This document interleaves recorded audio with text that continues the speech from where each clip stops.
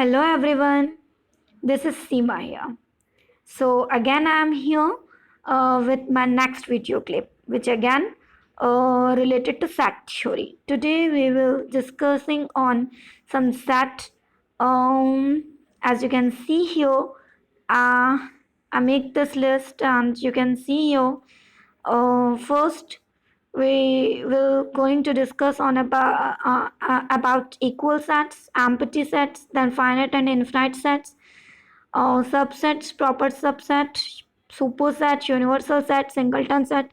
All these are the kind of sets. So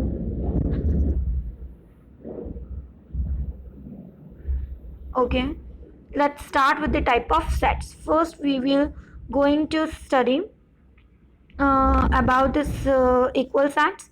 Two set A and B are sets to be equal if they have exactly the same elements and rewrite A is equals to B. बिल्कुल सही यहाँ पर पे लिखा है. आगे बढ़ने से पहले मैं इसे समझाना चाहती हूँ. देखिए मैं आपसे ये कहना चाहती हूँ इस डेफिनेशन में क्या लिखा हुआ बेटा, दो सेट एक दूसरे के इक्वल तभी और केवल तभी कहलाएंगे यहाँ पर पे जबकि उन दोनों के पास इक्वल नंबर ऑफ एलिमेंट्स के साथ साथ क्या हो, एग्जैक्टली सेम एलिमेंट्स हो, है ना. आ रही बात समझ. If they have exactly the same elements. Suppose अभी हम टेम्पररी सपोज कर लेते हैं, एग्जांपल्स बाद में लेंगे. टेम्पररी सपोज करते हैं सेट ए के पास दो एलिमेंट है 2 और 3, तब वहीं पर सेट बी के पास में भी 2 नंबर ऑफ एलिमेंट्स होने चाहिए और साथ ही साथ वही दो एलिमेंट्स होने चाहिए 2 और 3, तभी और केवल तभी हम set A is equals to B declare कर सकते हैं. Otherwise this sets are set to be unequal and we write A not equals to B. आ रही बात यहाँ पर पे समझ आपको. यदि सपोज हुआ, अब यहाँ पर पे एग्जाम्पल में आगे बढ़ने से पहले मैं फिर आपको बताना चाहती हूँ अनइक्वल की और भी क्या कंडीशन हो सकती है. जैसे कि आपने कोई ए सेट ए सपोज किया जिसके पास है एलिमेंट 2 3 और सेट बी आप सपोज करते उसके पास एलिमेंट 2 3 तो है लेकिन अलावा इसके पास एक आध एलिमेंट और है सपोज इसकी, तो ऐसे में क्या होगा यहाँ पर पे, ऐसे में क्या वो इक्वल्स कहलाएंगे, नहीं कहलाएंगे. मैं आपको क्लियर कर देना चाहती हूँ क्योंकि इक्वल जो डेफिनेशन है यहाँ पर इक्वल सेट्स की वो ना केवल ये है कि they have exactly the same elements. Exactly the same elements तो हैं ही दोनों के पास, लेकिन हो सकता है दो में से किसी एक सेट के पास एलिमेंट्स ज़्यादा हो या पहले के पास दूसरे के कंपेयर में कम हो या दूसरे के पास पहले के कंपेयर में कम हो. तो जैसे भी पॉसिबिलिटी बनती है मैं आपको बता दूं इक्वल नंबर ऑफ एलिमेंट्स दोनों कंटेन करने चाहिए और इक्वल नंबर ऑफ एलिमेंट्स के साथ ही साथ ये क्या होने चाहिए यहाँ पर दोनों के पास एग्जैक्टली द सेम एलिमेंट्स भी कंटेन होने चाहिए. यदि पहले सेट के पास दो एलिमेंट्स हैं तो दो एलिमेंट सेट बी के पास में भी होनी चाहिए, बात काफ़ी नहीं है. साथ ही साथ वही दो एलिमेंट सेट बी के पास होने चाहिए और इसके अलावा कोई भी एक्स्ट्रा एलिमेंट यदि सेट बी के पास होगा तो वो इक्वल्स नहीं कहलाएगा. आ रही बात समझ. अब इसको एग्जाम्पल से समझते हैं हम. लेट ए सेट ए हमने यहाँ पर पे सपोज किया एलिमेंट है 1 2 3 4. सेट बी देखें यहाँ पर पे, सेट बी के पास एलिमेंट 3 1 4 2. तो क्या मुझे बताइए set A is equals to B होगा. मैंने तो लिखा है यहाँ पर पे A is equals to B. अब ये कैसे हुआ, तो जैसे कि डेफिनेशन बोलती है पहले तो काउंट कीजिए यहाँ पर पे सेट ए के पास 4 एलिमेंट्स हैं. क्या 4 एलिमेंट्स सेट बी के पास में भी हैं? हाँ है, बट सिर्फ इक्वल नंबर्स ऑफ एलिमेंट्स का होना जरूरी नहीं है. साथ ही साथ क्या बोलती है definition, they have exactly the same elements. तो चेक कीजिए सेट बी के पास में भी क्या वही 4 एलिमेंट्स हैं जो सेट ए के पास हैं. तो देखते हैं 3, हाँ सेट ए के पास में भी है. 1, हाँ सेट ए के पास में भी है. 4 सेट ए के पास में भी है और 2 भी है. देखिए नो मैटर कि आप एलिमेंट्स के सीक्वेंस को आगे पीछे करके लिख रहे हैं दूसरे सेट में, फर्क नहीं पड़ता. ठीक है तो वही एलिमेंट्स है ना, है तो वही 4 एलिमेंट्स. चाहे आप 3 को पहले लिखिए या 2 को पीछे लिखिए, डजेंट मैटर. आप सीक्वेंस को एलिमेंट्स के सीक्वेंस को डिस्टर्ब कर सकते हैं, इससे फर्क नहीं पड़ता. सेट चेंज नहीं होता, सेट एज यूजुअल बना रहता है. आप एलिमेंट्स के सीक्वेंस को डिस्टर्ब कर सकते हैं, इस बात की मंजूरी आपको है. ये तो हो गई रोस्टर फॉर्म में बात. अब हम लेते हैं सेट बिल्डर फॉर्म में कोई सेट सपोज करते हैं. जैसे मैंने यहाँ पर सेट ए सपोज किया. दूसरे एग्जाम्पल में देखिए यहाँ पर suppose first set A B the set of prime numbers less than 6. आ रही बात यहाँ पर समझ में क्या बोल रही हूँ. ठीक है चलिए, तो सेट ए एक ऐसा सेट है जो कि क्या यहाँ पर आपके पास 6 से कम आने वाले सारे प्राइम नंबर्स का, 6 से कम सारे प्राइम नंबर्स का एक सेट है. तो 6 से कम as you know the prime number started from 2. तो चलिए 2 के बाद नेक्स्ट प्राइम आएगा 3, नेक्स्ट प्राइम आएगा 5. 5 से ऊपर आप नहीं जा सकते क्योंकि according to term and conditions 6 से कम आपको सारे प्राइम नंबर्स को लेना. तो आई थिंक सेट ए जो तैयार होगा उसके पास एलिमेंट जाएंगे 2 3 5. चलिए देखते हैं अब सेट बी हमारे पास कैसा है. ठीक है तो चलिए सेट बी देखेंगे यहाँ पर second set B the set of prime factors of 30। तो मुझे बताइए 30 का प्राइम फैक्टर्स क्या क्या होगा यहाँ पर तो 30 को प्राइम फैक्टर 30 के प्राइम फैक्टराइजेशन के लिए आप उसका bye using the LCM method आप उसका प्राइम फैक्टराइजेशन निकाल लीजिए। आप उसके प्राइम फैक्टर्स क्या पाते हैं 2 3 5। तो सेट बी भी आप देख रहे हैं यहाँ पर ना केवल सेट ए की तरह इक्वल नंबर ऑफ एलिमेंट्स को बल्कि set B having the same और exactly same elements you can say. देखिए यहाँ पर वही 3 एलिमेंट्स सेट बी के पास हैं जो सेट ए के पास है, एक भी कम या ज्यादा नहीं है बल्कि same elements exactly same elements को ये सेट बी भी कंटेन कर रहा है। ठीक है, तो इस तरीके से set A is equals to B लिखना सही होगा। ठीक है, अब आप यहाँ पर क्या कर लीजिए दूसरा और भी एग्जाम्पल ले सकते हैं आप अपनी बुक से। अब आप एक्सरसाइज के और भी एग्जाम्पल्स पर एक्सरसाइज पर वर्क कर सकते हैं। जब आपको कॉन्सेप्ट क्लियर हो जाता है तो आप एक्सरसाइज पर भी वर्क कर सकते हैं। मैंने और भी एग्जाम्पल्स लिए, आप और भी एग्जाम्पल देख लीजिए। मैंने एक एग्जाम्पल और इसलिए लिया है क्योंकि यहाँ पर भी बच्चों को कन्फ्यूजन होता है। देखिए सेट ए के पास एलिमेंट है 1 2 3, हम थर्ड एग्जाम्पल पर काम करें बेटा। वहीं पे सेट बी आपको एक बड़ा सेट दिख रहा है as compare to set A. कैसा दिख रहा है यहाँ पर देखिए, इसमें एलिमेंट 5 है। यदि हम देखें तो नंबर ऑफ एलिमेंट्स कितने हो जाते हैं 5, लेकिन इसे नंबर ऑफ 5 एलिमेंट्स या 5 एलिमेंट्स को कंटेन करने वाला सेट कहना गलत होगा। ये देखने से हमको जरूर 5 लग रहा है लेकिन असल में 5 एलिमेंट्स को कंटेन नहीं कर रहे हैं, क्योंकि किसी भी सेट को लिखने का फॉर्मेट आपको पता होना चाहिए कि एलिमेंट्स कभी भी रिपीटेड नहीं होते। याद होगा आपको लास्ट जब मैं एनसीईआरटी एक्सरसाइज 1.1 आपको पढ़ा रही थी तो मैंने जब वर्ड ट्रिग्नोमेट्रिक्स से, ठीक है, मैं आने वाले सारे लेटर से मैंने जब एक कलेक्शन तैयार करने की बात बोली थी, तो चूंकि वर्ड ट्रिग्नोमेट्रिक में टी रिपीटेड होता है बेटा, ऐसे ही और भी कुछ चीज़ें रिपीटेड होती हैं, कुछ लेटर्स रिपीटेड होते हैं। तो याद होगा आपको जब मैं कलेक्शन तैयार कर रही थी, सेट तैयार कर रही थी, तो मैंने किसी भी लेटर को रिपीट नहीं किया था, उसे वन टाइम लेते हुए अपना सेट तैयार किया था। और उस वक्त भी मैंने आपको क्लियर किया था कभी भी किसी भी सेट्स में लेटर एलिमेंट्स या कैरेक्टर जो होते हैं वो रिपीटेड नहीं होते हैं। जैसे सेट बी में यहाँ पे 2 को रिपीट किया गया, 3 को भी रिपीट किया। तो लेट मी क्लियर, जब आप सेट बी को रिराइट करेंगे तो रिराइट करने पर आपको असल में उसमें सिर्फ 3 ही एलिमेंट्स मिलेंगे। तो सेट बी भी उन्हीं 3 एलिमेंट्स को कंटेन करता है जो सेट ए रखता है। तो इस तरीके से फिर A is equals to B मिल जाता है because set does not change if one and more elements of the sets are repeated as in set B, since the element each element of set A is in set B, and that is why we generally don't repeat any element in describing a set. ये चीज़ भी आप ध्यान रखिएगा। अब हम आगे बढ़ेंगे one of the type में, हम फाइनाइट एंड इनफिनाइट सेट्स को भी पढ़ेंगे। चलिए फटाफट हम डेफिनेशंस पढ़ते हैं। पहले तो मैंने देखिए एनसीईआरटी की जो डेफिनेशन बोलती है पहले वो मैंने लिखा है। A set which is empty or consists of a definite number of elements, it's called finite set. Otherwise, the set is called infinite. कहने का मतलब यहाँ पर है यदि आप किसी सेट को फाइनाइट के तौर पर डिफाइन कर पाते हैं तो ठीक, और यदि वो फाइनाइट नहीं हुआ तो बाय डिफॉल्ट वो सेट क्या कहलाएगा इनफिनाइट। तो किसी सेट की दो ही पॉसिबिलिटी होती है, फर्स्ट कि वो या तो वो डेफिनेट नंबर ऑफ एलिमेंट्स को कंटेन करता होगा तो वो फाइनाइट है, और यदि जहाँ नंबर ऑफ एलिमेंट्स डेफिनेट ना हुए तो बाय डिफॉल्ट वो एज अ इनफिनाइट काउंटेड होगा।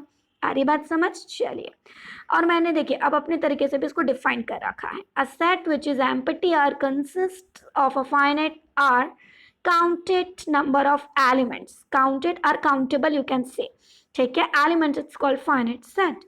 But if set which consists of a uncounted or uncountable number of elements it's called infinite set.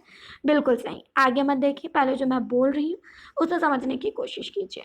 देखिए मैंने यहाँ पर पे फाइनाइट सेट को डिफाइन किया अपने शब्दों में। मैंने यहाँ पे वर्ड यूज किया है फाइनाइट नंबर ऑफ एलिमेंट से मेरा मतलब परिमित संख्या से है, ठीक है, या काउंटेबल नंबर ऑफ एलिमेंट्स मतलब जिसके पास इतने एलिमेंट्स हो जिनकी गिनती की जा सके, है ना, आ रही बात यहाँ पर पे समझ, और जिसमें एलिमेंट्स की गिनती ना की जा सके, ठीक है, या जिसके एलिमेंट्स क्या ना हो, काउंटेबल ना हो, आप उन्हें क्या बोल देते हैं इनफिनाइट सेट्स बोल देते हैं। अब आप सोच रहोगे फाइनाइट, डेफिनेट या व्हाट काउंटेबल का क्या मतलब निकल रहा है यहाँ पर पे, तो इसका क्लैरिफिकेशन मैंने नीचे दिया है यहाँ पर पे। We know our limits where we stop, but when we know our limits where we stop or there is no any restrictions then set becomes infinite. अब इस चीज़ को समझिए। देखिए हम बार बार काउंटेबल नंबर ऑफ एलिमेंट्स बोल रहे हैं, इसका मतलब यहाँ पर पे क्या निकलता है, काउंटेबल नंबर ऑफ एलिमेंट्स का मतलब बेटा ये निकलता है कि जिस सेट में ना केवल हमको उसका पहला दूसरा एलिमेंट पता होता है बल्कि हमको साथ ही साथ उसका आखिरी एलिमेंट भी पता होता है। क्योंकि जब तक हमको किसी सेट का पहला और आखिरी एलिमेंट नहीं पता होगा हम वहाँ पर अपनी गिनती शुरू करके ख़त्म नहीं कर पाएंगे। आ रही बात यहाँ पे समझ? ऐसा कभी हुआ सपोज कि किसी सेट का हमको पहला दूसरा एलिमेंट तो पता है बट अनफॉर्चुनेटली हमें उसके बाद के एलिमेंट्स नहीं पता है, और बाद के एलिमेंट्स छोड़िए इवन हमको उसका लास्ट एलिमेंट भी नहीं पता है।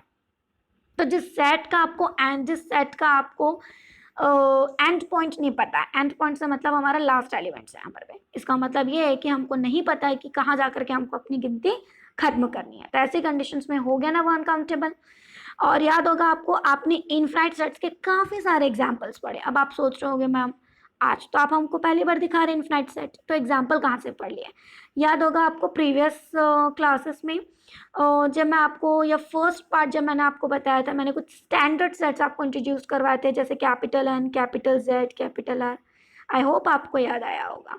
तो वहाँ पे set of natural number, set of real number, जिसको मैं बड़े से बड़ा सेट बता रही थी, याद आया आपको? उसमें मैंने बताया था यहाँ पर पे कुछ एलिमेंट्स को लेकर। यदि मैं सेट ऑफ नेचुरल नंबर की बात करूँ तो नेचुरल नंबर सेट की शुरुआत 1 से होती है। पहला दूसरा तीसरा नेचुरल नंबर बताने के बाद चूंकि नेचुरल नंबर्स क्या अप टू इन्फिनाइट है, तो मैंने dot dot dot triple dot लिखा मैंने और उसके बाद उसको एनक्लोज कर दिया विद इन कर्ली ब्रैकेट्स। याद आया आपको? Exactly my point. तो जहाँ पर भी हमको पहले दूसरे एलिमेंट्स को पता होते हैं, लेकिन जहाँ हमको पता है कि भाई ये फाइनाइट नंबर्स को कंटेन नहीं करता है, इनफाइनाइट नंबर ऑफ एलिमेंट्स को कंटेन करता है, वहाँ पर भी हम dot dot dot dot dot dot लिख के छोड़ देते हैं। वो सारे सेट्स वैसे ही बड़े सेट्स थे, ठीक है। जैसे सेट ऑफ रियल नंबर्स में भी याद होगा आपको, जब मैं जीरो के लेफ्ट टूवर्ड्स लेफ्ट गई थी तो भी मैं क्या गई थी -1 -2 -3 लिखने के बाद मैंने डॉट डॉट डॉट लिख करके छोड़ दिया था। मैंने बताया था यहाँ पर tends to minus infinite. Similarly जब मैं जीरो से राइट की ओर मूव किया था तो मैंने 1 2 3 लिख करके देन मैंने डॉट डॉट डॉट इनफिनाइट तक बोल दिया था, है ना। लास्ट एलिमेंट शो नहीं किया था लेकिन मैंने टेंस टू इनफिनाइट बोल दिया था यहाँ पर। सिमिलरली क्या होगा यहाँ पर भी कि यहाँ पर पे हमको दोनों तरफ नहीं पता है कहाँ जाके गिनती खत्म करनी है। तो ऐसी कंडीशंस में सेट ऑफ रियल भी क्या हो जाता है आपका एक इनफिनाइट सेट। तो वो सारे जो सेट्स मैंने आपको बताए थे वो सारे सेट्स कहीं ना कहीं अनकाउंटेबल नंबर ऑफ एलिमेंट्स को कंटेन करते हैं एंड दैट्स वाई कि वो सारे क्या होते हैं इनफिनाइट सेट्स के एग्जांपल। तो कहीं ना कहीं इनफिनाइट आपका पढ़ा हुआ है, ये अच्छी बात है यहाँ पर पे, मतलब जिसमें कहीं ना कहीं आपको अपनी लिमिट नहीं पता होती कहाँ जा करके आपको अपनी गिनती खत्म करनी है। और ये तो तभी होता है जब आपको क्या ना पता हो, सेट का लास्ट एलिमेंट ना पता हो। कई बार हमको सेट का इनिशियल एलिमेंट भी नहीं पता होता, ये भी मैं आपकी जानकारी के लिए बता दूं। जैसे सेट ऑफ रियल नंबर को तो आप वैसे भी सेट बिल्डर फॉर्म में डिस्क्राइब कर ही नहीं सकते हैं, ठीक है। क्यों? क्योंकि सेट बिल्डर फॉर्म में डिस्क्राइब करने के लिए आपको पता होगा यहाँ पर पे one of the characteristic property of elements पता होनी चाहिए, ठीक है। यानी किसी सेट्स में बिलोंग करने वाले हर एक एलिमेंट्स की कैरेक्टरिस्टिक प्रॉपर्टी का पता होना कॉमन प्रॉपर्टी, जो कि एक्चुअली में एलिमेंट की कैरेक्टरिस्टिक प्रॉपर्टी होती है, एक पर्टिकुलर फॉर्मेट होता है। तो जब रियल नंबर्स के एलिमेंट्स क्लियर नहीं होते, ना इनिशियल एलिमेंट और ना ही उसका terminal that means and point clear नहीं होता है, तो वहाँ पर पे आप उसको एक पर्टिकुलर फॉर्मेट में नहीं लिख पाते हैं एंड दैट्स वाई कि set of real number infinite sets है, one of the infinite sets है। और साथ ही साथ वो यहाँ पर पे सेट बिल्डर फॉर्म में भी डिस्क्राइब नहीं किया जा सकता। चलिए इस पर डिस्कशन बहुत हो, आगे हम फाइनाइट सेट्स के कुछ एग्जांपल्स देखते हैं।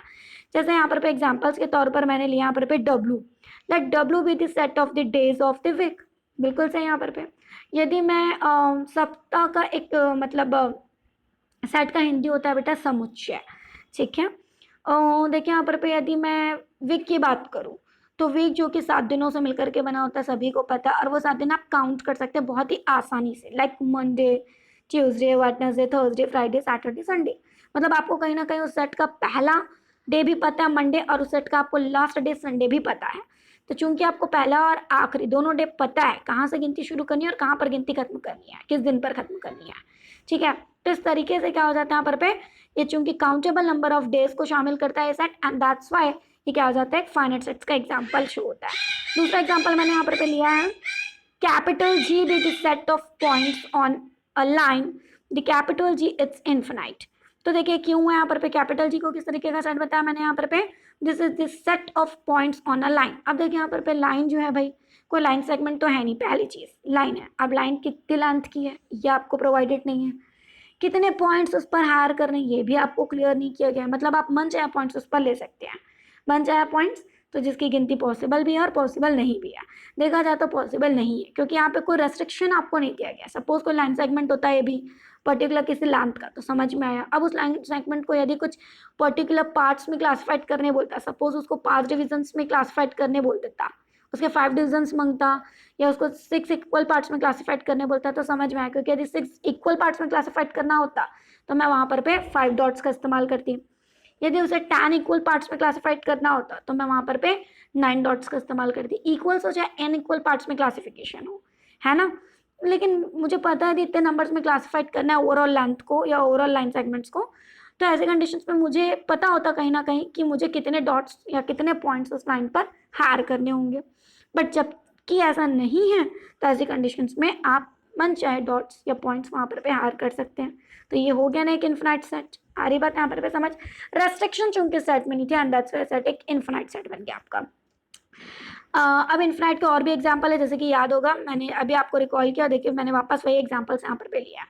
डॉट डॉट डॉट डॉट करके जिस सेट्स में आपको दिखता है ना, चाहे वो एक तरफा हो चाहे दोनों तरफा हो, चाहे एक तरफा वो अप टू इन्फिनाइट हो चाहे दोनों तरफा वो, जैसे यहाँ पर पे देखिए सेट ऑफ इंटीजर्स में देखिए यहाँ पर पे दोनों तरफा है, 0 से आप टूवर्ड्स लेफ्ट हो चाहे 0 से आप टूवर्ड्स राइट हो, दोनों तरफा क्या है यहाँ पर पे, ये इन्फिनाइट नंबर ऑफ एलिमेंट्स को कंटेन कर रहा है। और जहाँ पर पे वो इन्फिनाइट नंबर ऑफ एलिमेंट्स को कंटेन कर रहा है, मतलब आपको उसका आखिरी एलिमेंट नहीं क्लियर है कि कौन सा होगा, एंड दैट्स व्हाई की गिनती आप इसकी नहीं कर सकते। और ये सारे स्टैंडर्ड सेट्स किस में शामिल हो जाते हैं, आपके बाय डिफॉल्ट इन्फिनाइट्स में शामिल हो जाते हैं। यहाँ पर पे ये नोट वही है जो अभी मैंने आपको कुछ देर पहले बताया। All infinite sets cannot be described in the roster form. The sets of real numbers cannot be described in the form because मैंने यहाँ पर पे क्या लिखा है देखिए, because the elements of the sets don't follow any particular pattern। जैसे कि अभी मैंने थोड़ी देर पहले आपको ये बात बताई, तो मैं वापस रिपीट नहीं करने वाली हूँ। ओके, अब हम पढ़ते हैं बेटा एम्प्टी सेट्स को, which is very important. Empty sets जो कि बहुत ही इंपॉर्टेंट है। याद होगा आपको जब मैं कुछ स्टैंडर्ड सिंबल्स और डिनोटर्स वगैरह बता रही थी आपको, कि मैंने बताया था सेट थ्योरी में कुछ सिंबल्स यूज होंगे, बहुत सारे सिंबल्स मैंने आपको रूबरू करवाए थे, जिसमें से वन ऑफ द सिंबल्स क्या था यहाँ पर पे, ये 5 था।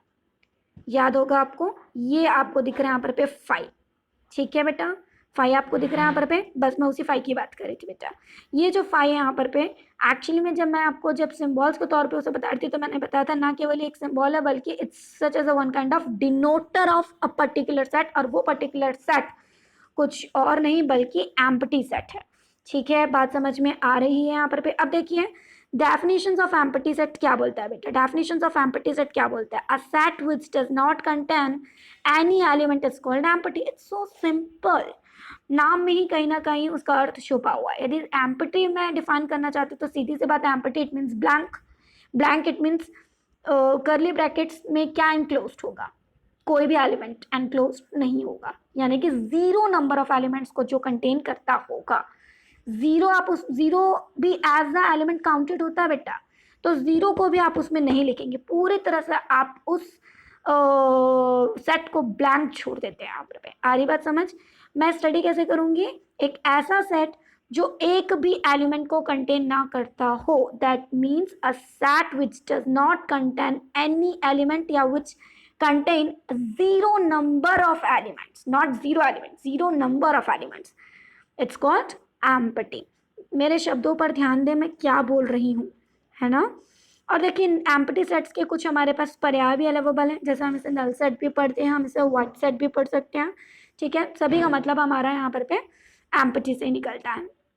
ठीक है, अब यहाँ पे सपोज किया गया, देखो अब आप सोच रहे हो ऐसा कुछ सेट होता भी है, तो चलिए देख लेते हैं यहाँ पर पे। अब हमको सेट बिल्डर फॉर्म में एक सेट यहाँ पर पे दिया है, C is the set of all the element x such that x is an even prime number greater than 2। ये तो बहुत ही अच्छा एग्जाम्पल है। देखिए क्या है यहाँ पर पे इसकी आंसरिंग, मैंने पहले तो मैं इसकी आंसरिंग देखती हूँ फिर एक्सप्लेनेशन दूंगी। मैंने आंसरिंग क्या लिखी है, the set C is the empty set because 2 it's the only even prime number। बिल्कुल सही, ठीक है। 2 जो है वो एक लौता इवन प्राइम नंबर है, यकीन नहीं आता, आप खुद सोचिए ना। 2 के बाद जितने भी प्राइम नंबर्स आ रहे हैं, 2 के बाद आई थिंक 3 आता है, 3 के बाद अगला प्राइम नंबर 5 है, 5 के बाद अगला प्राइम 7 है, 7 के बाद 11 है, इस तरीके से आप आगे बढ़ते जाइए, अगला प्राइम नंबर आपको 17 मिलता है, 17 के बाद 19 भी। तो मुझे ज़रा ये बताइए, ये सारे प्राइम्स नंबर, 2 के बाद आने वाले सारे प्राइम नंबर जितने आपको अब तक में दिख रहे हैं, उसे तो यही समझ में आ रहा है कि 2 के बाद आने वाले सारे प्राइम नंबर्स क्या हैं? सारे के सारे ऑड है। इवन तो सिर्फ एक लौता 2 ही था जो कि प्राइम होने के बावजूद इवन था। तो 2 से बड़े जितने भी प्राइम नंबर्स हैं वो सारे क्या होंगे? बाय डिफॉल्ट ऑड है। इवन तो कोई पॉसिबिलिटी बनती ही नहीं क्योंकि 2 एक लौता है इवन प्राइम नंबर के तौर पर। तो ऐसी कंडीशंस में इस सेट्स में कोई एलिमेंट जाएगा ही नहीं, और चूंकि इस सेट में कोई भी एलिमेंट नहीं जा रहा है, ये सेट 0 नंबर ऑफ एलिमेंट्स को कंटेन कर रहा है, एंड दैट्स व्हाई हम ऐसे सेट सी को क्या डिक्लेयर कर सकते हैं? एम्प्टी। और एम्प्टी सेट्स को डिनोट किया जाता है 5 से, तो सी को मैं 5 से भी डिनोट कर सकती हूँ, इज इक्वल्स टू 5 लिख सकती हूँ, या मैं इसे जिससे अभी आपको दिख रहा होगा यहाँ पर पे कुछ इस तरीके से मैंने यहाँ पे बनाया, कर्ली ब्रैकेट्स में एनक्लोज किया है। और देखिए यहाँ पर पे कर्ली ब्रैकेट्स रोस्टर फॉर्म में जब लिखते हैं तो हम कर्ली ब्रैकेट्स का इस्तेमाल तो करते हैं, चूंकि 0 नंबर ऑफ एलिमेंट्स को कंटेन करा, एंड दैट्स व्हाई आपको इस कर्ली ब्रैकेट के अंदर एक भी एलिमेंट नजर नहीं आ रहा है। ठीक है, चलिए और भी एग्जाम्पल यहाँ पर पे इसके हैं। चलिए इसके और भी एग्जाम्पल हमारे पास है, तो देखते हैं यहाँ पर पे, जैसे मैंने एक एग्जाम्पल लिया है, set A is just a set of all the element x such that x को मैंने restrict कर दिया पर पे x lies between the 1 and 2 and x is a natural number। अरे वाह, ये तो फिर मस्त वाला एग्जाम्पल हमारे पास, मतलब x जो है वो एक नेचुरल नंबर है और वो 2 natural number, 2 sequential natural numbers 1 और 2 के बीच है। मुझे बताइए, जब 2 सीक्वेंस में नेचुरल नंबर आपने ले लिए हैं तो उसके बीच कहाँ से कोई तीसरा नेचुरल नंबर आएगा? Is it there any possibility? I don't think so. ठीक है, तो है ना बढ़िया, जाहिर सी बात है भाई, जब हमने 2 सीक्वेंस में नेचुरल नंबर लिए हैं तो उसके बीच कोई तीसरा नेचुरल नंबर कैसे आ सकता है? हाँ, ये बात और होती है यदि मैंने अल्टरनेटली नेचुरल नंबर्स लिए होते, एक्स को मैंने लाइज बिटवीन 1 and 3 बोला होता तो उसके बीच एक नेचुरल नंबर 2 आने की पॉसिबिलिटी होती है, बट हमको जो रेस्ट्रिक्शन दिया गया है उस रेस्ट्रिक्शन के बेसिस में इन दो नेचुरल नंबर्स के बीच रैशनल्स आने की पॉसिबिलिटी तो है बट नेचुरल आने की नहीं। सो ऐसे कंडीशंस में फिर हमारे पास एक भी एलिमेंट्स हाथ नहीं लगेंगे उस सेट में, और फिर चूंकि ये सेट 0 नंबर ऑफ एलिमेंट्स को कंटेन करेगा तो हम इस सेट्स को अगेन एम्प्टी डिक्लेयर कर सकते हैं। आ रही बात समझ? ए इज इक्वल्स टू 5 लिखना गलत नहीं होगा। चलिए अब हम आते हैं नेक्स्ट।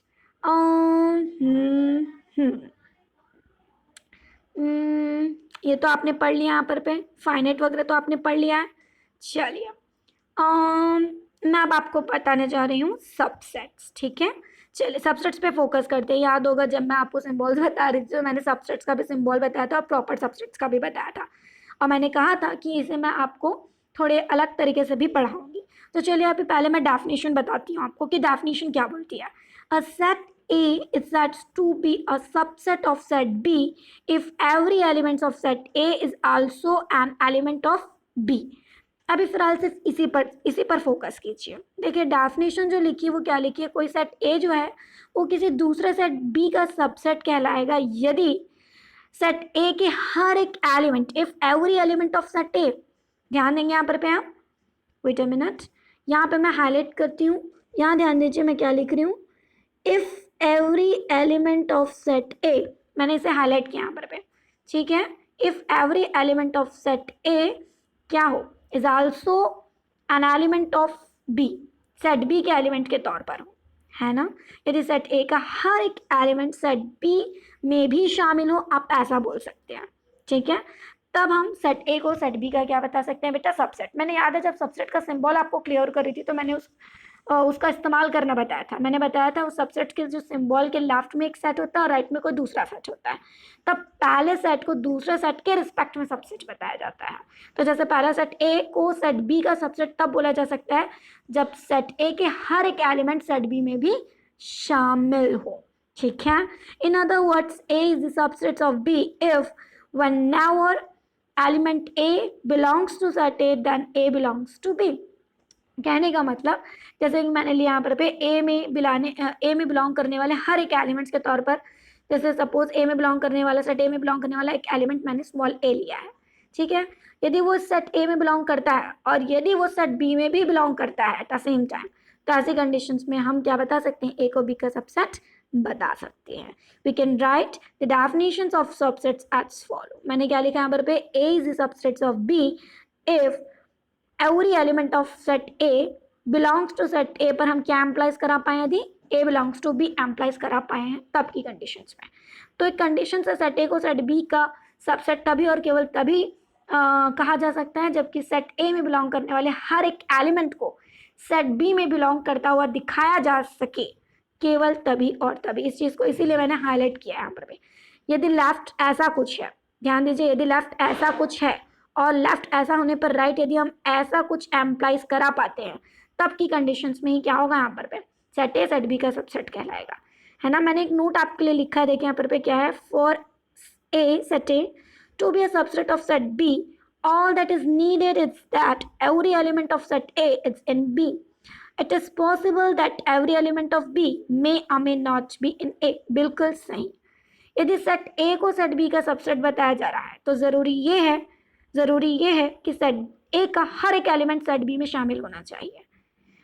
और ये ज़रूरी नहीं है कि सेट B का भी हर एलिमेंट सेट A में शामिल हो, क्योंकि मैं सेट बी को सेट ए का सबसेट बताने नहीं जा रही हूँ। तो लेकिन जिसे सबसेट बताने जाया जा रहा है, ज़रूरी यह है उसके लिए कि उस सेट का हर एक एलिमेंट उस अगले सेट में शामिल होना चाहिए बतौर एलिमेंट। समझ आया यहाँ पर पे आपको? आई होप समझ आया होगा। इसे और अच्छे से हम क्लियर करेंगे सबसेट्स को, और भी चीज़ें हैं, और भी एग्जाम्पल से देखते हैं। क्या लिया बेटा मैंने यहाँ पर पे, if it so happens that every element of set B is also in set A, then we shall also have B the subsets of A. यदि ऐसा हुआ, सपोज ऐसा केस, अब देखते हैं केस के अकॉर्डिंग है कि हमको कौन सा और कैसा सेट प्रोवाइडेड होता है सेट ए और बी के तौर पर। हम मान के चलते हैं यदि सेट ए के तो हर एक एलिमेंट सेट बी में बिलोंग कर ही रहे हैं, सेट बी में शामिल हैं, और ऐसा हो जाए साथ ही साथ कि सेट बी के भी हर एक एलिमेंट सेट ए में शामिल हो जाते हैं, तो ऐसी कंडीशंस में क्या होगा, दोनों सेट एक दूसरे के इक्वल कहलाएंगे, दोनों एक ही सेट कहलाएंगे, यानी सेम सेट कहलाएंगे। आ रही बात समझ? So that we write A is the proper subset. Wait a minute, यहाँ पे हम प्रॉपर सबसेट वर्ड यूज़ नहीं करेंगे। वेट अ मिनट, यहाँ पे हम प्रॉपर सबसेट वर्ड यूज़ नहीं करेंगे। एक सेकेंड, यहाँ पे एक, हाँ ये देखिए ए, यहाँ पर पे कंडीशंस क्या हो जाएगी यहाँ पर पे, so that we have if A is the subset, यहाँ पे हम सबसेट, मैं यहाँ पर पे एक नीचे इस सिंबल के नीचे एक पैरेलल लाइन खींच रही हूँ। यहाँ पर पे याद होगा, यहाँ पर पे इस सिंबल की स्टडी ना केवल सबसेट की जाती है बल्कि प्रॉपर सबसेट के तौर पर की जाती है। तो देखिए ए क्या है यहाँ पर पे, it's just a proper subset of B and B is a proper subset of A. Then देखिए यहाँ पर पे मैंने एक सिंबल यहाँ पर पे यूज किया है, ये सिंबल आपको दिख रहा है यहाँ पर मैंने क्या एम्प्लाइज करा है, A is equals to B implies कराया है। अब आप सोच रहे होंगे कि ये कैसा सिंबल है, तो पहले तो सिंबल को आप समझ लीजिए। ये एक बाइकंडीशनल स्टेटमेंट को शो करता है। बाइकंडीशनल स्टेटमेंट से मेरा मतलब यहाँ पर पे दोनों तरफा जो एम्प्लाइज किया जा सके। इसके पहले मैंने आपको कंडीशनल स्टेटमेंट बताया था जो एक तरफा होता है, और ये बाइकंडीशनल स्टेटमेंट है जो दोनों तरफा शो होता है। ठीक है, ध्यान दीजिएगा यहाँ पर पे जो मैंने उस दिन सिंबल्स में आपको बताया था, है ना, प्रीवियस क्लासेस में, वो एक कंडीशनल स्टेटमेंट को शो करता है, यानी एक तरफा। और अभी जो हमारे पास सिंबल है ये एक बाइकंडीशनल स्टेटमेंट को शो करता है। Is a symbol for two way implication, मतलब दोनों तरफा। यदि लेफ्ट ऐसा है तो right A is equals to B implies कराया जा सकता है, और यदि right A is equals to B आपके पास है तो लेफ्ट ए को बी का सबसेट और बी को ए का सबसेट बताया जा सकता है। देखिए यहाँ पर पे, और इसकी स्टडीज बाइकंडीशनल सिंबल की स्टडी जो है यहाँ पर पे बाइकंडीशनल स्टेटमेंट को शो करने वाले इस सिंबल की study if and only if के तौर पर की जाती है। IFF लिखा है, इसको पढ़ते हैं इफ एंड ओनली इफ। अब मैं इसको पढ़ने जा रही हूँ यहाँ पर, देखिए इसको आप पढ़ेंगे कैसे, जो मैं नीचे इसको पढ़ने जा रही हूँ। ए इज दिस सबसेट, ये सबसेट का सिंबल है, प्रॉपर सबसेट ना यहाँ पर पे। एक्चुअली प्रॉपर सबसेट नहीं, सबसेट ही होना चाहिए। ए बी का सबसेट है और बी ए का सबसेट है। If and only if A is equals to B.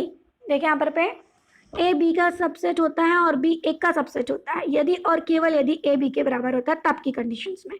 कहने का मतलब यदि दो सेट एक दूसरे के इक्वल है तो वहाँ पर आप पहले को दूसरे का सबसेट और दूसरे को पहले का सबसेट डिक्लेयर कर सकते हैं, या पहला दूसरे का सबसेट है और दूसरा पहले का सबसेट है, तब ऐसे कंडीशंस में आप दोनों सेट्स को एक दूसरे के इक्वल भी डिक्लेयर कर सकते हैं। कहने का मतलब लेफ्ट कंडीशंस होने पर राइट एम्प्लाइज कराया जा सकता है और राइट कंडीशंस होने पर लेफ्ट एम्प्लाइज कराया जा सकता है, क्योंकि उनके बीच हम यहाँ पर पे बाई कंडीशनल स्टेटमेंट को यूज करें, यहाँ पर पे किसे यूज करें, बाई कंडीशनल स्टेटमेंट को हम यूज करें हैं, ठीक है, और जिसकी study if and only if के तौर पर की जाती है।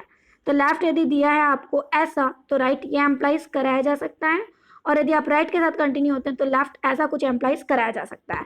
आगे नोट पढ़ते हैं यहाँ पर पे हम, आगे नोट पढ़ते हैं बेटा, आगे नोट यहाँ पर पे देखिए क्या है, that every set A is a subset of itself, that is A is a subset of A. Since the empty set phi has no elements, we agree to say that phi is a subset of every set. ये note बहुत अच्छे से ध्यान रखिएगा बेटा, मैं यहाँ पर पे बहुत इसे समराइज करते हुए बोलूंगी। कोई भी सेट क्या होता है, स्वयं का सबसेट होता है, पहली चीज, और दूसरी चीज हर एक सेट का बाय डिफॉल्ट जो सबसेट होता है वो है phi, phi that means empty sets.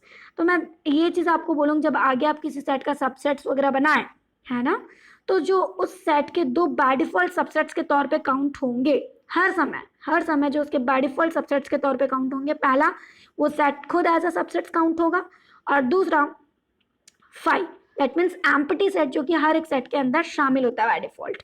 तो ये दो जो है वो बाय डिफॉल्ट और हर समय हर एक सेट के सबसेट्स के तौर पे उसमें शामिल होंगे, ठीक है। तो ये नोट था। आगे हम बढ़ते हैं यहाँ पर पे, we now consider some examples. चलिए इस चीज़ को समझने के लिए हम कुछ एग्जाम्पल्स लेते हैं। जैसे सेट ए यहाँ पर पे लिया गया है, इसके पास है एलिमेंट 1 3 5 आपको दिख रहा है यहाँ पर पे, और सेट बी जो है यहाँ पर पे ये दिया गया यहाँ पर पे आपको सेट बिल्डर फॉर्म में। क्या है यहाँ पर पे, it's just a set of all the element x such that x is an odd natural numbers less than 6। तो 6 से कम आने वाले सारे ऑड नेचुरल नंबर कौन कौन से होंगे जरा बताइए। आई थिंक 1 3 5 यही 3 एलिमेंट्स जो आने चाहिए सेट बी में, इफ एम आर राइट। तो देखिए कभी भी मैं आपको ये बोलना चाहूँगी, आगे तो मैं बताऊँगी, लेकिन मैं आपको ये बोलना चाहूँगी जब कभी आप दो सेट्स को कंपेयर कर रहे हो ये जानने का प्रयास कर रहे हो कि वो इक्वल सेट्स हैं कि एम्प्टी सेट्स हैं, किस तरह के सेट्स हैं, ये सारी चीज़ें जब आप जानने और समझने का प्रयास करते हैं तो कोशिश बेटा ये कीजिए कि आप दिए हुए सेट बिल्डर फॉर्म को पहले तो रोस्टर फॉर्म में कन्वर्ट कर लीजिए। जैसे सेट ए तो रोस्टर में ऑलरेडी था, बट सेट बी आपको सेट बिल्डर फॉर्म में दिया गया था।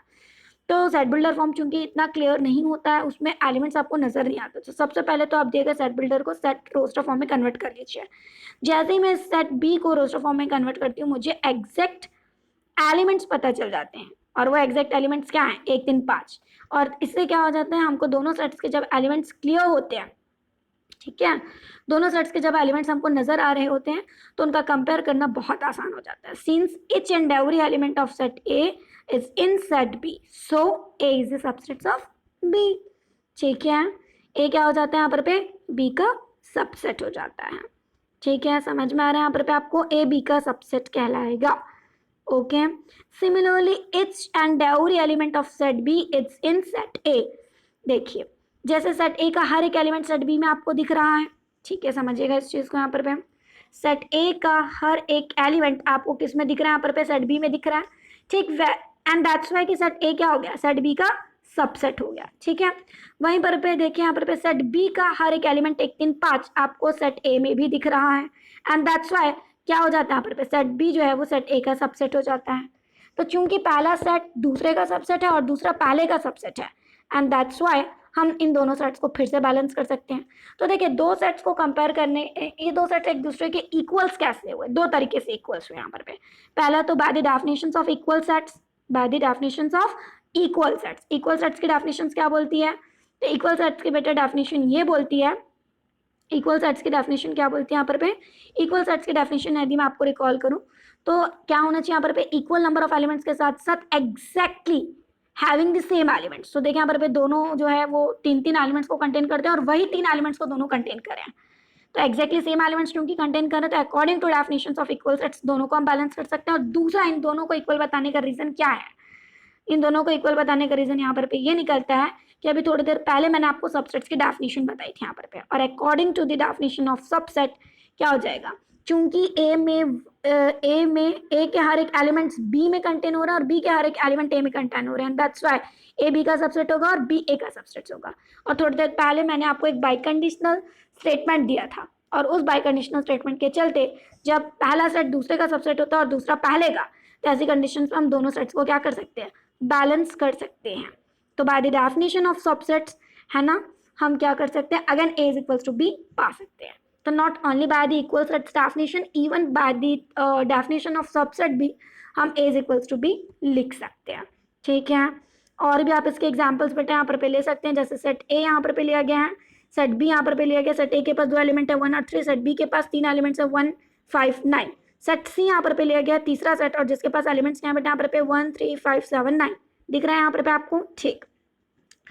तो मुझे बताइए कौन किसका सबसेट होगा। देखिए हमेशा याद रखिएगा यहाँ पर पे जिसे आप सबसेट बता रहे हैं, ठीक है, जिस पहले सेट को दूसरा सेट का सबसेट बताया जा रहा है यहाँ पर पे, वो दूसरा सेट हमेशा क्या होगा, पहले सेट्स के इक्वल होगा या उससे बड़ा होगा। बड़ा से मतलब उससे ज़्यादा नंबर ऑफ एलिमेंट्स को कंटेन करेगा, ठीक है। तो देखिए यहाँ पर पे A के पास 2 एलिमेंट है और B के पास 3 एलिमेंट है, तो एक बार पॉसिबिलिटी बनती है कि A B का सबसेट हो सकता है, बट किसी भी सूरत में पॉसिबिलिटी क्या नहीं बनती कि B A का सबसेट होगा। क्यों? क्योंकि B के पास क्या है, more than 2 number of elements यहाँ पर पे। सेट A के कंपेयर में ज़्यादा नंबर ऑफ एलिमेंट्स को कंटेन करता है, सेट B सेट A के कंपेयर में एक बड़ा सेट है। आरी बात समझ। और सबसेट क्या होता है, कभी भी किसी अपने सेट का अपने सेट से बड़ा नहीं होता है, एंड दैट्स वाई A और B को यदि हम रिलेट करें तो उनके बीच रिलेशंस क्या निकलता है, A B का सबसेट हो सकता है और नहीं हो सकता है, दोनों पॉसिबिलिटी है। तो चेक कर लेते हैं पहले हमने चेक किया तो हमको पता चल रहा है A is not the proper subsets of B, A B का प्रॉपर सबसेट नहीं। अब ये क्यों हुआ भाई, क्यों हुआ यहाँ पर पे मुझे बताइए। क्योंकि देखिए आप खुद क्लियर देख सकते हैं, आपको नजर आ रहा होगा सेट A जो है बेटा यहाँ पर पे वो एलिमेंट 1 और 3 लेता है, और वहीं पर पे सेट B के पास एलिमेंट क्या है, 1 तो है बट 3 नजर नहीं आ रहा है। नजर आ रहा है आपको, नहीं आ रहा है।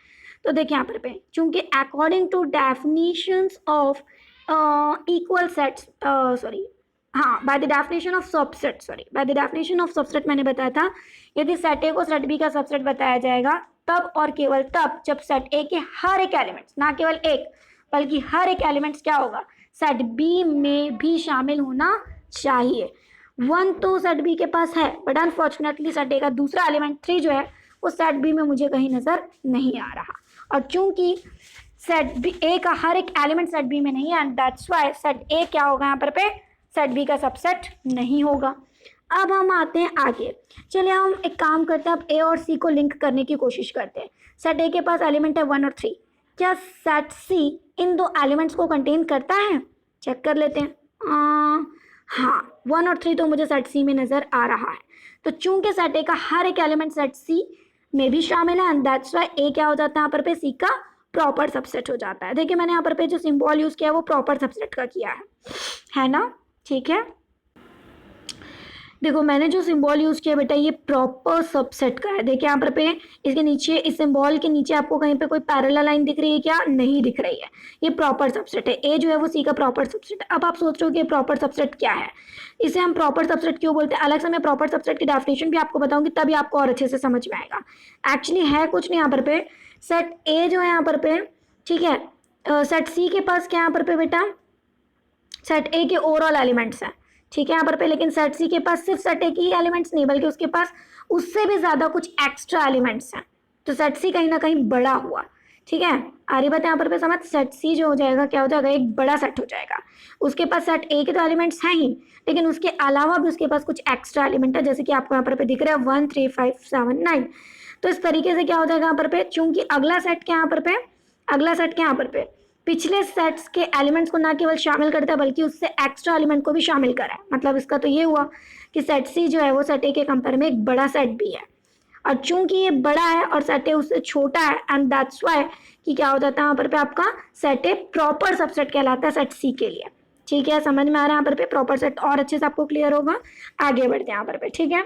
अब मुझे बताइए, हमने A को तो C से रिलेट कर, A को B से रिलेट कर दिया, A को C से भी रिलेट कर दिया।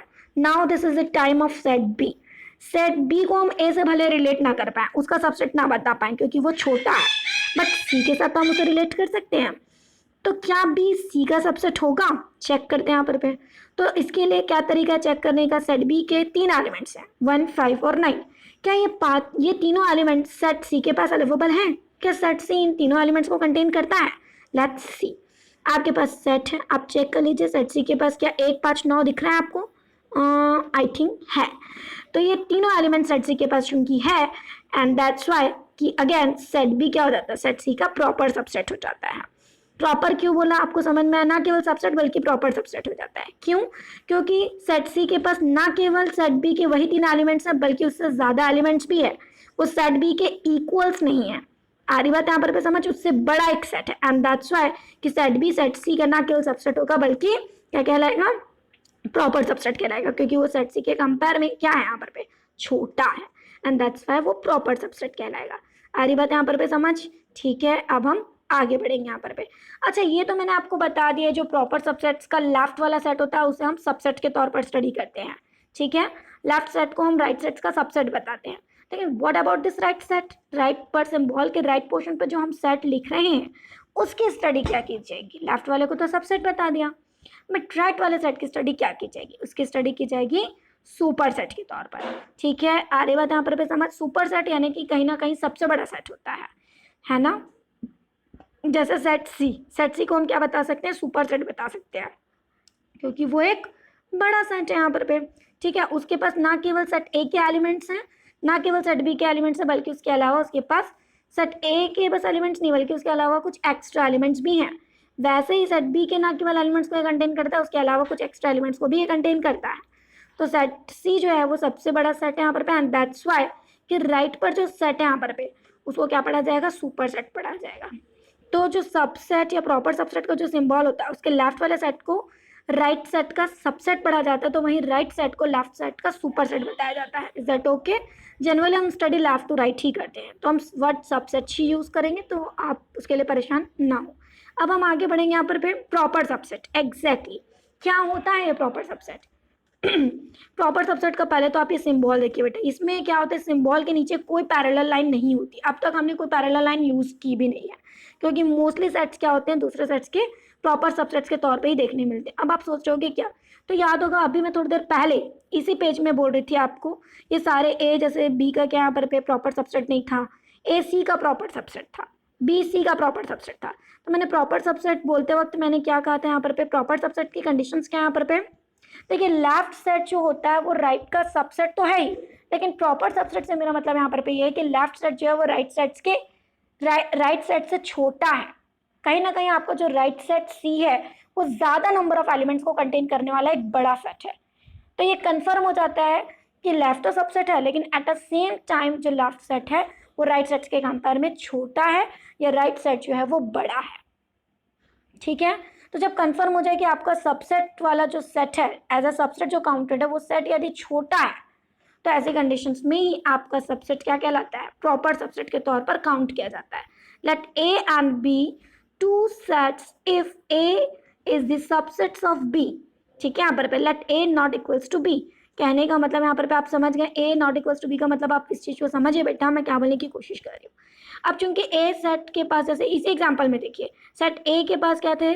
2 एलिमेंट्स थे, और सेट सी के पास कितने एलिमेंट्स थे? 5 एलिमेंट्स थे।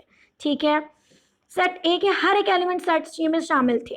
ठीक है, हर एक एलिमेंट शामिल थे, 1 भी था और 3 भी था, बट क्या सेट ए सेट सी के इक्वल्स था? नहीं भाई, इसके पास 2 एलिमेंट्स है, सेट सी के पास 5 एलिमेंट्स, सेट सी बड़ा हो गया ना, तो A not equals to C हुआ। आ रही बात यहाँ पर समझ? तो A not equals to C हुआ, it means where we are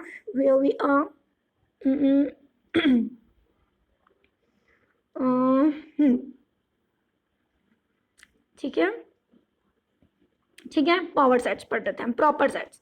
ठीक है, तो यहाँ पर देखिए बेटा, यहाँ पर इस तरीके से आप, मैं क्या बोलने की कोशिश कर रही हूँ समझ में आ रहा है? तो ना केवल सेट ए के हर एक एलिमेंट सेट बी में बिलोंग करने चाहिए, बल्कि सेट ए जो है वो राइट सेट बी का क्या होना चाहिए यहाँ पर कि इक्वल नहीं होना चाहिए, अनइक्वल होना चाहिए। अनइक्वल का मतलब यहाँ पर क्या होगा? अनइक्वल का मतलब एक ही मतलब निकलता है यहाँ पर जो लेफ्ट जिसे हम सबसेट बता रहे हैं वो राइट यानी सुपर सेट्स के कंपेयर में छोटा होना चाहिए। केवल और केवल तभी की कंडीशंस में वो अनइक्वल माना जाएगा और एज अ प्रॉपर सबसेट्स के तौर पे काउंटेड होगा यहाँ पर। ठीक है, चलिए इस पर ज्यादा आगे ना बढ़ते, एग्जांपल से इस चीज को क्लियर करते हैं। यहाँ पे क्या लिखा है यहाँ पर? The set of natural number is the proper subsets of set of integers. देखिए यहाँ पर, and the set of integer is the proper subsets of set of rational numbers. Sorry बेटा, लास्ट क्लास में एक मिसअंडरस्टैंडिंग हो गई थी, मेरे मुंह से गलत निकल गया था। वो ये था कि मैंने सेट ऑफ रैशनल नंबर को छोटा बता दिया था एज कम्पेयर टू इंटीजर्स, जबकि रैशनल बड़ा होगा। और बड़ा क्यों होगा अब आपके दिमाग में आ रहा होगा। तो मुझे एक चीज़ बताइए, रुकिए, मैं इस चीज़ को लिखना चाहूँगी यहाँ पे। पहले तो मैं इस चीज़ को लिखना चाहूँगी। हाँ, तो जैसे कि यदि मैं देखो, जैसे कि मैं यहाँ पर पे लेती हूँ 2, कोई एक इंटीजर लेती हूँ, और यहाँ पर पे कोई एक इंटीजर लेती हूँ बेटा, मैं यहाँ पर पे कोई एक इंटीजर मैं यहाँ पर पे लेती हूँ सपोज 3।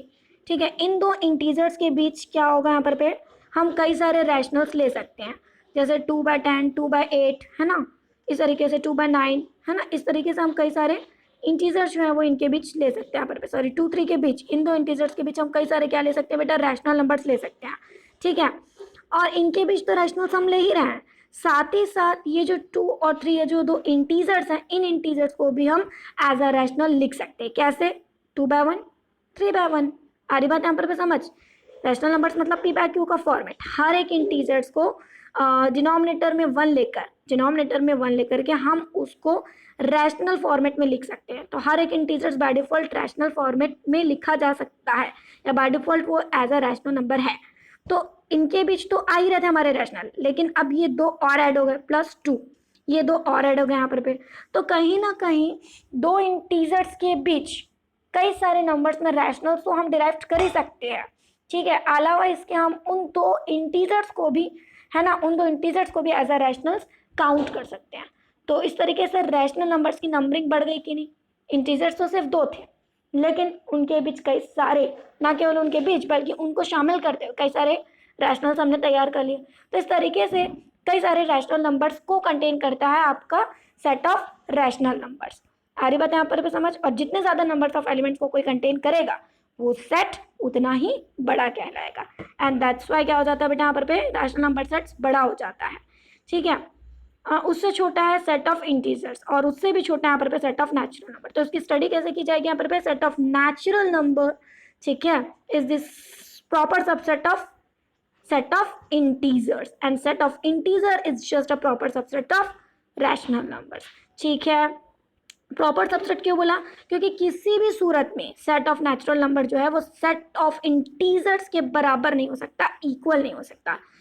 अब आप सोच रहोगे कैसे? अरे भाई, सेट ऑफ नेचुरल नंबर की शुरुआत तो 1 से होती है, और 1 के पहले आने वाले जितने भी नंबर्स क्या हैं वो नेचुरल तो है नहीं, वो सारे नंबर्स तो छूट गए ना बेटा, छूट गए हैं, चूंकि हमारे पास वो सारे जबकि इंटीजर्स थे, वो सारे जबकि रैशनल्स थे, बट नेचुरल ना होने की वजह से वो सारे नंबर छूट गए, और नंबर छूट गए एंड दैट्स व्हाई कि ये बाकी सेट्स के कंपेयर में कम एलिमेंट्स को कंटेन करता है, और चूंकि कम एलिमेंट्स को कंटेन कर रहा है एंड दैट्स व्हाई ये छोटा रह जाएगा बाकी सेट्स के कंपेयर में, किसी भी सूरत में इक्वल नहीं हो पाएगा, and that's why set n is just a proper subset of set of integers, and set of integer is also a proper subset of set of rational numbers। आ रही बात समझ? इस तरीके से आप आगे बढ़ सकते हैं। अब आप सोच रहे हो कैपिटल टी क्या है? यदि हम कैपिटल क्यू को सेट ऑफ रैशनल नंबर्स बताते हैं, तो वहीं पर पे कैपिटल टी को हम क्या बता सकते हैं बेटा? सेट ऑफ इरैशनल नंबर्स बता सकते हैं। इरैशनल नंबर तो आपको पता ही होगा, आपने लोअर स्टैंडर्ड में पढ़ा होगा, कंफ्यूज होने की जरूरत नहीं, आप अच्छे से स्टडी कर सकते हैं अपनी प्रीवियस किसी भी बुक को लेकर के। ठीक है, ये हो जाएगा सेट ऑफ रैशनल नंबर्स। अच्छा, एक चीज़ और मैं बोलूँगी यहाँ पर बाय डिफॉल्ट हर एक नंबर रियल तो होता ही है, जैसे कि मैंने आपको प्रीवियस क्लासेस में बताया था। तो ये जो सेट ऑफ रियल नंबर है, ठीक है, यहाँ पर हम ओवरऑल रियल नंबर्स को 2 पार्ट्स में क्लासीफाइड कर देते हैं। ठीक है, 2 पार्ट्स कैसे? मतलब हम क्लासिफिकेशन कैसे कर देते हैं सेट ऑफ रियल नंबर्स का? हम classification set of real numbers को 2 पार्ट्स में क्लासीफाइड कर दिया। पहला आ गया यहाँ पर रैशनल्स, और दूसरा आ गया यहाँ पर इरैशनल्स नंबर, जिसे हम कैपिटल, जिसके सेट को हम कैपिटल टी से डिनोट करें यहाँ पर। ठीक है, तो ये 2 सेट्स में हम क्या कर देते हैं? अपने सेट ऑफ रियल नंबर्स को क्लासीफाइड कर देते हैं। तो मुझे बताइए क्यू तो सबसेट हो गई सेट ऑफ रियल नंबर्स का, ठीक है, साथ ही साथ टी भी सबसेट हो गया यहाँ पर सेट ऑफ रियल नंबर्स का। यदि मैं r माइनस क्यू लूँ, क्या लूँ बेटा? r माइनस क्यू, कहने का मतलब ओवरऑल सेट क्या है यहाँ पर सारे नंबर्स का जो सेट है वो सेट ऑफ रियल नंबर्स है। यदि सारे रियल नंबर्स में यदि मैं सेट ऑफ रैशनल नंबर्स को सब्सट्रैक्ट कर दूं, तो जो बाकी बचा हिस्सा क्या है, जो बाकी बचे एलिमेंट्स हैं वो क्या होंगे? ऑब्वियसली इरैशनल्स होंगे, क्योंकि रैशनल्स यानी रियल नंबर्स को तो हमने 2 ही पार्ट्स में क्लासीफाइड कर रखा था, है ना, क्योंकि हमने रियल नंबर्स का क्लासिफिकेशन 2 पार्ट्स में कर रखा है। किसमें? रैशनल्स और इरैशनल्स में। यदि मैं पार्ट ऑफ रैशनल्स को सब्सट्रैक्ट कर दूं रियल में, तो ऑब्वियसली बाय डिफॉल्ट हमारे पास सब्सट्रैक्शन में जो बचेगा वो सेट ऑफ इरैशनल्स नंबर होगा। ठीक है, यहाँ पर लेकिन मैंने यहाँ पर लिखा है the set of irrational number it's not a proper subset of natural, ये चीज़ भी आप ध्यान रखिएगा यहाँ पर। चलिए ठीक है, अब हम आगे बढ़ेंगे पावर सेट। चलिए जल्दी जल्दी हम इसको फिनिश करते हैं। यहाँ पर पावर सेट क्या है, यहाँ पर क्या बोलती है बेटा, डेफिनेशन पहले पढ़ लीजिए, इसकी डेफिनेशन क्या बोलती है। The collections of all the subsets of a set A, it's called the power set of set A. It is denoted by P of A. In P of A, every element is a set. बिल्कुल सही।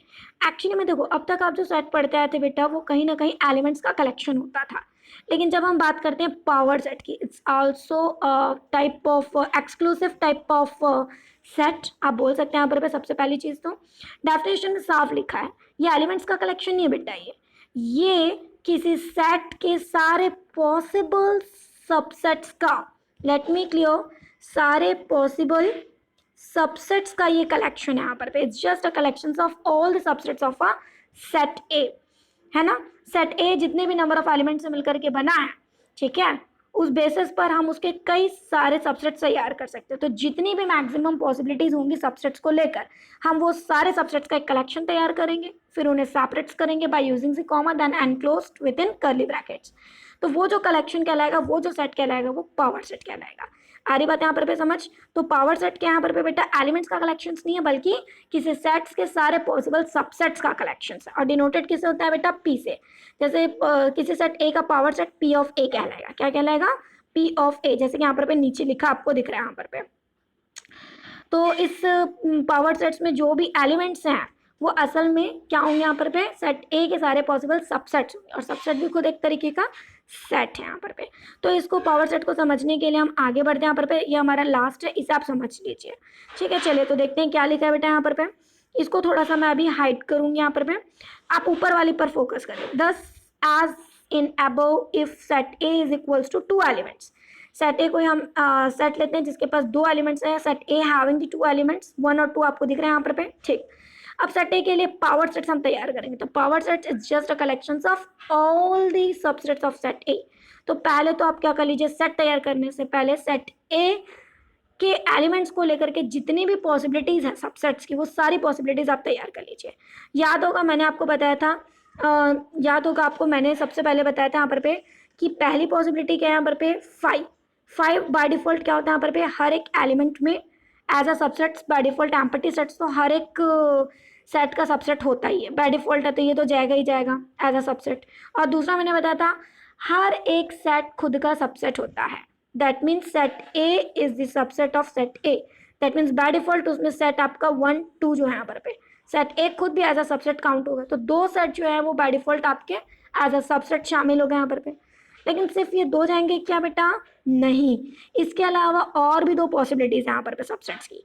यदि मैं set ए के दोनों element साथ में ना लेकर के सिंगल एलिमेंट्स को लूँ, तो जैसे मैं पहले एलिमेंट्स 1 को लेकर के एक सेट तैयार करती हूँ। पहले एलिमेंट सेट ए का पहला एलिमेंट क्या है बेटा 1, तो 1 को लेकर के मैंने एक सेट तैयार कर दिया यहाँ पर मतलब सेट ए के ओवरऑल एलिमेंट्स को ना लेकर के कुछ एलिमेंट्स को लेकर के यदि सेट कर तैयार करो, कुछ से मतलब मेरा एक सिंगल एलिमेंट 1 को लेकर के जब मैंने एक सेट तैयार किया तो ये एक सबसेट बन गया। और भी पॉसिबिलिटी है, जैसे आपने 1 को लेकर के बनाया, उसके दूसरे एलिमेंट 2 को लेकर के आप एक दूसरा सबसेट तैयार कर लीजिए, तो इस तरीके से 2 और नए सबसेट्स की पॉसिबिलिटी बन गई। आ रही बात यहाँ पर समझ। तो यही थे सारे पॉसिबल सबसेट्स। अब बस आप इसे क्या कर दीजिए बेटा, अब आप यहाँ पर क्या कर दीजिए, इसे इसका एक कलेक्शन तैयार कर लीजिए और उसी कलेक्शन को आप पावर ऑफ सेट्स डिक्लेयर करेंगे। देखिए मैंने इसे एनक्लोज किया with in this curly brackets. तो बताइए इसमें कितने सबसेट्स का कलेक्शन है, ये 1 है ना, कितने सबसेट्स का कलेक्शन है, काउंट करते हैं यहाँ पर 1 2 3 4। आई थिंक ये 4 सबसेट्स का कलेक्शन। कितने सबसेट्स का कलेक्शन है बेटा, 4। तो आपको इस पावर सेट्स में कितने नंबर ऑफ एलिमेंट्स के तौर पर सबसेट्स मिले, 4, जिसको हम 2 का स्क्वायर भी लिख सकते हैं। यहाँ पर मैं आपको एक चीज़ बोलना चाहूँगी यहाँ पर in general if set A is a set with the number of element in set A is equals to m, then it can be shown as क्या दिया यहाँ पर the number of element in power set A is equals to 2 to the power m, है ना। आ रही बात यहाँ पर समझ। जैसे आप कॉम्बिनेशन सबसेट की पॉसिबिलिटी, कितने सबसेट की पॉसिबिलिटी, ये बात आप कंफर्मेशन कर सकते हैं यहाँ पर इस स्टैंडर्ड के थ्रू। ये जो मैंने बॉक्स में क्लोज कर रखा है यहाँ पर। सपोज को यदि आप कोई अनदर सेट सपोज कीजिए यहाँ पर जैसे मैं यहाँ पर और अच्छे से इसको क्लियर करना चाहूँगी। दिस इज द लास्ट जैसे सपोज कीजिए आप अपने मन से कोई set A is equals to suppose कीजिए 3 एलिमेंट ले लीजिए 1 2 3। तो पहले तो मैं आपको बोलना चाहूँगी यहाँ पर पहले तो मैं बोलना चाहूँगी यहाँ पर ये 3 एलिमेंट से मिलकर के बना आपका सेट है। तो ये बताइए यहाँ पर इस सेट का यदि मैं पावर सेट निकालूँ, पावर सेट का मतलब हमको कलेक्शन तैयार करना पड़ेगा यहाँ पर इस सेट के सारे पॉसिबल सबसेट्स का। तो 2 सबसेट्स तो आप जानते हैं, 5 और सेट इटसेल्फ, तो उन 2 को तो छोड़ ही दीजिए। अब आप कितने सेट्स तैयार किए जा सकते हैं? यदि इन 3 एलिमेंट्स में से मैं सिंगल एलिमेंट्स को लेकर के सेट तैयार करूँ तो मेरे पास 3 सिंगलटन सेट तैयार होते हैं। एक होता है 1, दूसरा होता है 2 और तीसरा तैयार होता है यहाँ पर 3, है ना। ये 3 सबसेट्स तो वैसे तैयार होगा सिंगल एलिमेंट्स को लेकर के। तो ये 3 सिंगलटन सेट तैयार हो गए यहाँ पर सिंगल एलिमेंट्स को लेकर। अब तो 2 पहले थे 3, तो 2 3 कितने हो गए 5। अभी भी और पॉसिबिलिटी है। कैसे? यदि मैं इन 3 में से पहले 2 एलिमेंट्स के साथ कंटिन्यू हो जाऊं तो एक सेट तैयार हो जाए, एक सबसेट तैयार हो जाएगा 1 2। अब यदि मैं दूसरे और तीसरे एलिमेंट्स के साथ कंटिन्यू हो जाऊं तो एक अगला सबसेट तैयार हो जाएगा 2 3। सिमिलरली यदि मैं पहले और तीसरे एलिमेंट्स के साथ कंटिन्यू हो जाऊं तो मेरा एक तीसरा सबसेट भी तैयार हो जाएगा यहाँ पर 1 3। तो इस तरीके से क्या होगा, जितने भी कॉम्बिनेशंस हैं या जितनी भी पॉसिबिलिटीज है सबसेट्स की वो मैंने यहाँ पर ले लिया है। ठीक है, आ रही बात समझ? तो ये 3 नई और पॉसिबिलिटीज तैयार हो जाती हैं यहाँ पर सबसेट्स के तौर पर। तो बताइए कितना हो गया यहाँ पर ये कितने दिख रहे? 3 और 3 6 और पहले के 2 8। आ रही बात यहाँ पर समझ? तो इस तरीके से टोटल कितने नंबर ऑफ सबसेट्स तैयार हो जाएंगे यहाँ पर कलेक्शंस में? 8। कितने number of elements as a power set of 8 तैयार होंगे यहाँ पर उस कंडीशंस में? 8 तैयार होंगे। और यदि आप कॉम्बिनेशंस बनाने में चूक रहे हैं, आपको लग रहा है कि कोई एक कॉम्बिनेशन आप भूल रहे हैं, तो वो आप कंफर्म कर सकते हैं। कैसे यहाँ पर बेटा? क्योंकि आपको ये फॉर्मेट जो है वो पता होगा। कौन सा फॉर्मेट? ये फॉर्मेट आपको पता होगा। जैसे अब 3 एलिमेंट है सेट ए के पास, अभी जो थोड़ी देर पहले मैंने सेट लिया था set A is equals to, मैंने लिया था यहाँ पर 1 2 3 इफ एम आर राइट। तो यहाँ पर क्या तैयार हो जाता है? यहाँ पर 2 to the power 3 तैयार हो जाएगा। जितने नंबर ऑफ एलिमेंट्स हैं पावर में आप उसको लेंगे तो 2 to the power 3 का मतलब होता है 8। मतलब कंफर्म हो जाता है यहाँ पर अब जब आप इसका पावर सेट तैयार करेंगे तो उस पावर सेट्स में कितने पॉसिबल सबसेट्स का कलेक्शन होगा? 8 पॉसिबल सबसेट्स का कलेक्शन होगा। और वो 8 पॉसिबल सबसेट्स मैंने अभी आपको तैयार करके बता दें। सपोज यदि आप तैयार नहीं कर पाए, आपने सिर्फ 5 तैयार किए और आपको 3 और तैयार करने हैं, ठीक है, या कौन सा एक छूट रहा है ना, कि मतलब आप कहाँ पे चूक रहे हैं, चीज़ आपको क्लियर हो जाती है क्योंकि आपको पता है कि कितने पॉसिबल सबसेट्स आपको तैयार करने हैं, 8। इससे आपको पता चल जाता है कि उसमें कितने नंबर ऑफ एलिमेंट्स के तौर पर सबसेट्स होंगे या कितने पॉसिबल सबसेट्स की यहाँ पर मतलब कितने सबसेट्स की पॉसिबिलिटी, ये बात आपको यहाँ पर क्लियर हो जाती है इस चीज़ के थ्रू। तो ये चीज़ प्लीज़ मत भूलिएगा यहाँ पर ठीक है। 2 to the power m का फॉर्मेट मत भूलिएगा, जहाँ पर m के यहाँ पर किसी सेट में नंबर ऑफ एलिमेंट्स को बताता है। तो यदि अच्छा चलिए एक चीज़ और, मेरे क्वेश्चन का आंसर दीजिए। यदि कोई सेट है और उसके पास 5 नंबर ऑफ एलिमेंट्स हैं तो बताइए उसके पावर सेट्स में कितने नंबर ऑफ एलिमेंट्स होंगे या कितने सबसेट्स की पॉसिबिलिटी होगी यहाँ पर तो 2 to the power 5। 2 to the power 5 it means I think 32 होगा। तो 32 नंबर ऑफ सबसेट्स की पॉसिबिलिटी वहाँ पर रहेगी। और जब आप सबसेट्स तैयार करेंगे और जब आपको लग रहा होगा कि अब आपके सबसेट्स तैयार हो गए हैं तो आप उनकी काउंटिंग कर लीजिए। यदि आप 32 तक नहीं पहुंच पा रहे, मतलब ये बात वहाँ पर आपको समझ आ जाएगी कि आप कहीं ना कहीं कोई पॉसिबिलिटी छोड़ रहे हैं। ठीक है, तो इस तरीके से आप खुद को भी रिकॉल कर सकते हैं, खुद को भी चेक कर सकते हैं। आई होप यूनिवर्सल सेट में आज आपको नहीं बताऊंगी, ये मैं नेक्स्ट क्लासेस में बताऊंगी। आज के लिए इतना काफ़ी है। आई होप आपको समझ